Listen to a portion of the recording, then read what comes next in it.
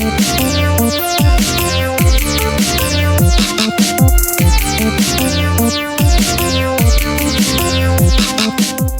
দৰ্শকসকল, ৰূপহী অসমলৈ আপোনালোক সকলোকে আকৌ এবাৰ স্বাগতম জনাইছোঁ। সময় 2020 নামৰ চিৰিয়েলখনৰ মই দ্বিতীয় খণ্ডটো আপোনালোকৰ মাজলৈ আগবঢ়াইছোঁ আৰু সকলোৱে কেনেকৈ জনাব হয় না?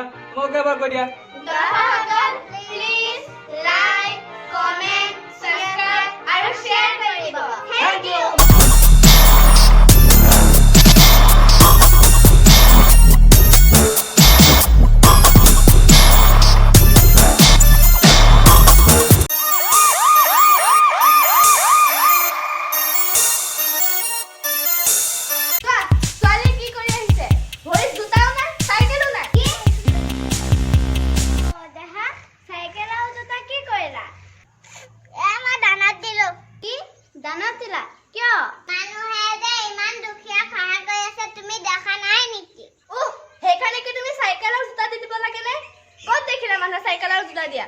মানুহে চাউল, দালি, আটা, মিঠাতেল এইবিলাকহে দিছে।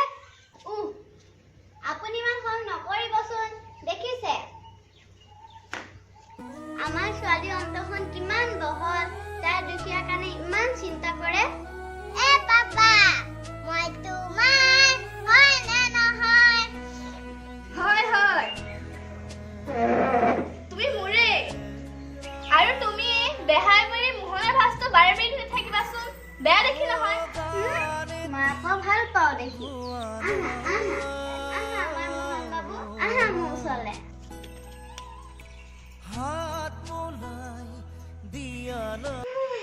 দেশখনৰ যে কি হব, কৰোণা আহি নগাঁও পালেহি। হয় দিয়ক, ভয়ে লাগে পাই। নহয় নহয়, আমি ভয় কৰিলে নহব, আমি সজাগ হব লাগিব। হয়, লগতে আপোনালোককো কৈছো আমি সজাগ হব লাগিব আৰু লগতে সোশ্যাল ডিস্টেন্স মানি চলিব লাগিব আৰু লগতে মাস্ক ব্যৱহাৰো কৰিব লাগিব। হয়, আৰু আমি বাৰে বাৰে সাবুনেৰে হাত ধুব লাগিব।